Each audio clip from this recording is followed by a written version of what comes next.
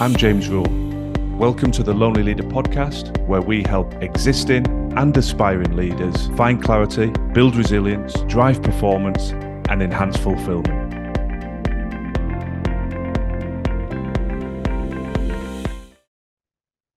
I want to talk today about one of the biggest barriers in leaders being able to create high-performing teams. Obviously, we talk a lot about individual performance and how to get the best out of yourself as a leader. But stating the obvious, for a leader to truly achieve anything, he needs to get the best out of their team. He or she needs to, A, find the best talent, develop and retain the best talent, because if his or her team are performing at an optimum level, it naturally makes life a lot easier for the respective leader. But in reality, I find that a lot of leaders have a blind spot. Many of them are not even consciously aware of it. It's just how society has conditioned us. And because of that blind spot, they are failing to take what I believe are very easy steps to develop the best possible team around them. And to illustrate this point, I'm going to draw parallels between sport and business. As many listeners will now know, but for those of you that might be listening for the first time, my background was initially in professional sport. I spent the early part of my career as a professional rugby player, both in the UK and overseas. And that gave me a wonderful insight into high performance from a sporting perspective. Latterly, my career then moved into sports administration, working my way up to becoming a chief executive of two different organizations. So I've seen sport from different perspectives, on the field and off the field. And one thing that sport does very, very well is it has an open mind to when to give young sportsmen and women an opportunity. There's the old adage, if you're good enough, you're old enough. And so you will be able to find an abundance of examples of young sportsmen and women in any sporting discipline being given opportunities at relatively young ages, and in some cases at extremely young ages. You see people make their Premiership football or soccer debuts at 16 or 17. We've seen players playing at Wimbledon in recent years at 16 and 17 years of age. Why is that? Well, sport has the right attitude, in my belief, that you have to give people experience, and you can practice, rehearse, and train as often as you want, but there is no substitute for actually getting onto the field of play, actually having the opportunity to execute what you've been trained to do, and then, more importantly, learn from your experiences, the successes and failures that you will undoubtedly experience on that field of play. So just pivoting back to traditional business and coming out of the sports arena, the blind spot that I encounter more often than not is that we are still conditioned that you have to serve a number of years before you can be ready to step into more senior roles. There's this hierarchical structure that we've all been conditioned to accept. Now, when anybody tries to step through that, it's often perceived as disrespectful. So let me give an illustration. If you have a new graduate that's just been employed and they start challenging the status quo, asking questions, bringing forward innovative ideas and solutions, it's not seen as something to welcome. It's seen as an example of disrespect, or of just breaking out of the mold of what is acceptable. It's not acceptable for somebody that's new to contribute until they have got their, let's use some of the old adages, feet under the table, serve the time. And that is missing a huge opportunity. And that ability to open your mind and say, I will give talent a chance, irrespective where it comes from. You don't have to be in an organization for 10 years before you can make a contribution that can significantly improve the performance of that organization. So going back to the sporting analogy, let's say you've got that 16 or 17-year-old that's showing real talent. No coach turns around and says, well, you're doing really well, but let's just keep you training and practicing in a low level position. And then in 10 years' time, you should be ready to contribute. They're not going to waste the potential 10 years that that individual could be contributing to the team. And I know that sounds very simplistic, but when you flip that back to business, you may have an individual in your organization that is going to waste because you're in a mindset of, well, they have to develop their experience, they have to serve their time before they get an opportunity to move up. And if that sounds like I'm wide of the mark, have a think about your leadership team. Have a look at your senior management structure. What's the average age? Is it very diverse with young and older staff rubbing shoulders, bringing different perspectives? Or is it a very similar age profile, very similar seniority profile, very similar in time served at the organization? It's a point to reflect upon. And I want to just use a personal example.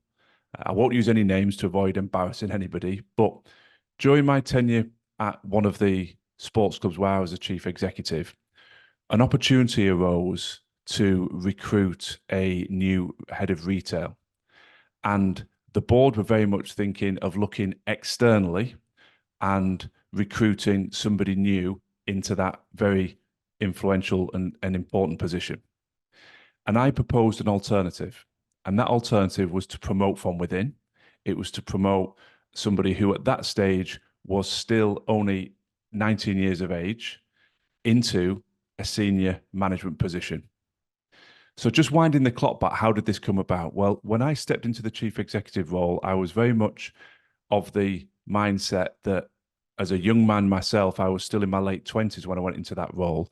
And having come out of that sporting environment where talent is given an opportunity irrespective of age, I stepped into that role. And I think I had an advantage because I had a very open mind. I was very open to where I would build and develop talent from, how I would promote and recruit. It was all about attitude, character, and it was not as heavily reliant on experience. So with that sort of open door policy, if you will, one individual was constantly coming to me with ideas and had a real energy, vibrancy about him. And even though that individual was currently in a very, very junior role, back then he was operating as a retail assistant, predominantly working on the tills behind the counter in the club shop. His profile wasn't particularly significant within the senior management and the board of directors within the organization. So when I proposed him as the potential head of retail, as you can imagine, it was met with a little bit of concern, apprehension of how could we move somebody, make that quantum leap from being on a 0-hour, relatively, well, I think at the time, minimum wage contract to immediately up to a head of department role. So I was willing to pin my colours to the mast. I was willing to give that individual an opportunity. Long story short, that individual was promoted into the head of retail and did amazing things, completely transformed the department. The energy and the ideas that I had seen were brought to life, and he just never looked back. Every year, the performance improved, both in the practical retail sales, the online, the digital elements, and he's gone on to become a chief executive in his own right and have a wonderful career. I'm immensely proud, still consider him a friend, and I'm immensely proud to look at that progression. Now, I do not say for a second that progression was all because of me, but I know what I did was to give him an opportunity.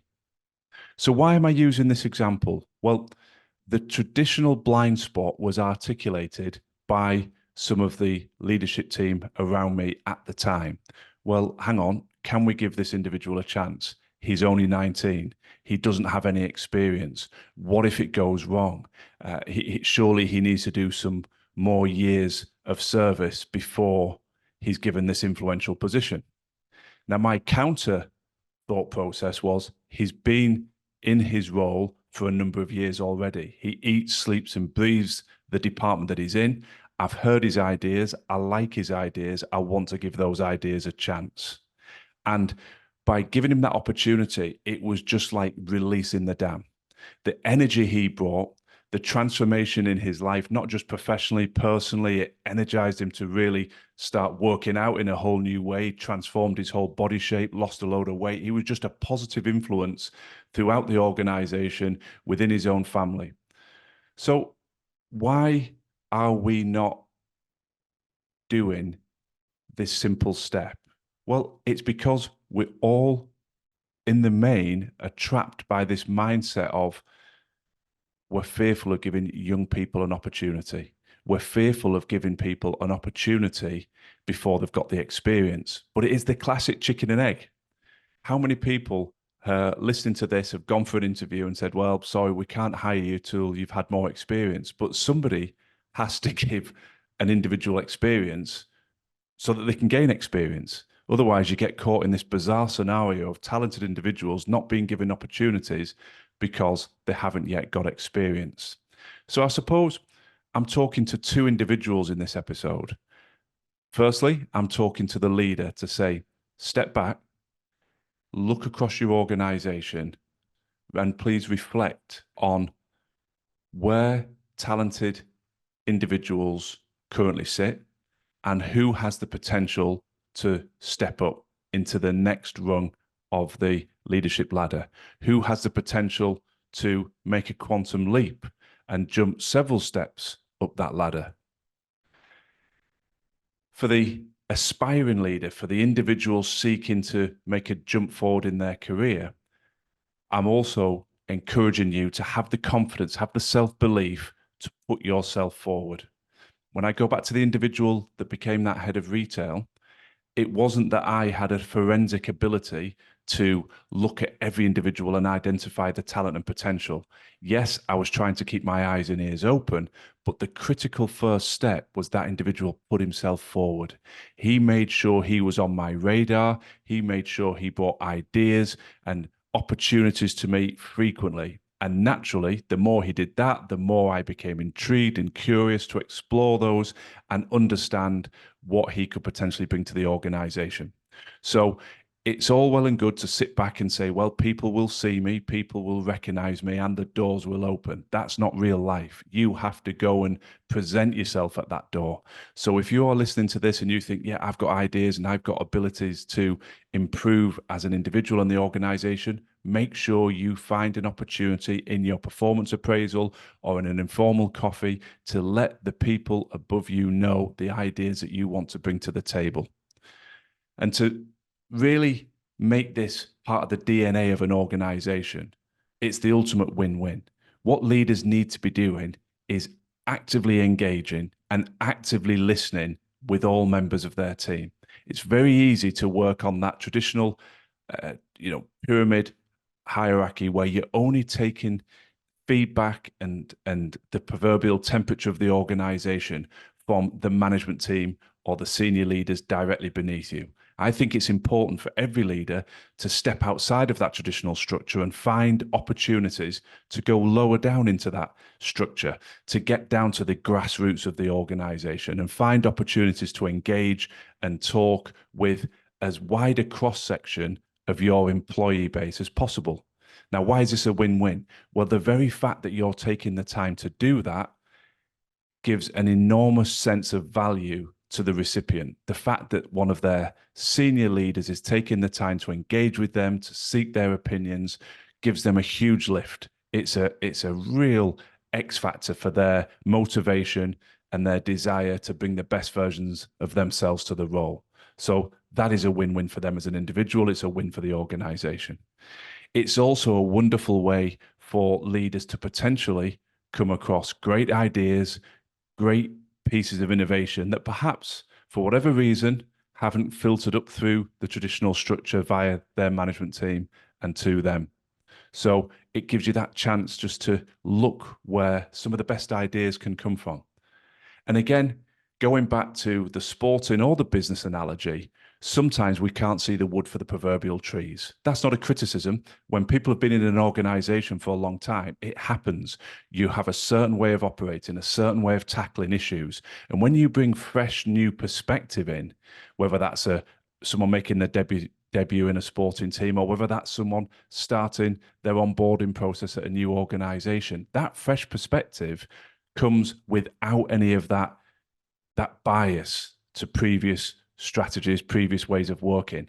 And sometimes that perspective leads to very obvious questions that everybody then looks around the table and thinks, good question. Why have we not thought of that? So there's a chance here to bring fresh energy and fresh perspective. So as a leader, you really can't lose in this process. You are engaging with your team.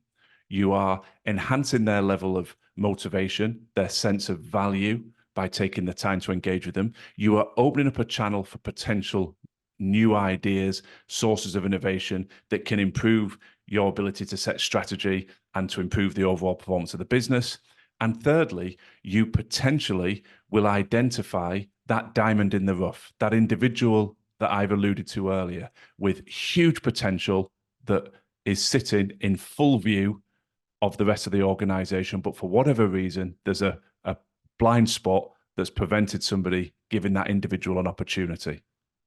So I hope this has been a helpful episode. The reality is so many leaders are looking outward, thinking, where do I recruit the next member of my team to enhance the performance level, to help me build that high-performing team? The challenge today is, before we look outside, look within. Make sure you are fully engaged with your existing team. Make sure you are giving them opportunities to contribute, because you may just find that there is unaccessed talent, there is ability that is lying dormant within your existing structure that as a leader you can release. It's far easier to develop from within than to be also always looking to recruit from the outside. So my hope is that this episode will help remove your blind spot, that everybody listening in a leadership role will now be reflecting on their entire organization, how they connect, how they open the channels for ideas, and how they potentially identify individuals that can be promoted and developed to create that high-performing team.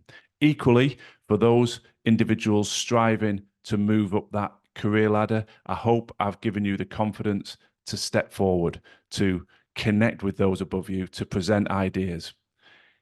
There's often a hesitance to approach people in senior roles, but I throw this question back to you. What's the worst that anybody's going to say? If you ask for a coffee, a Zoom, a Teams call, a moment of their time, the worst they can say is no. But in my experience, providing it's at the right time and delivered in a respectful way, practically all leaders will happily give some of their time to people within their organization. But if you don't present yourself, if you don't ask for that audience, then it's very easy for you just to become a cog in the wheel and drift slowly off the radar of the senior leadership. So good luck, and thanks for listening. Thanks for listening to the Lonely Leader podcast. I'd be very grateful if you could share and follow if the content resonates. And if you're looking for additional free resource to support your continued growth and development, then please do check out our social media and website details in the show notes. Remember, quality leadership on the outside must always start within.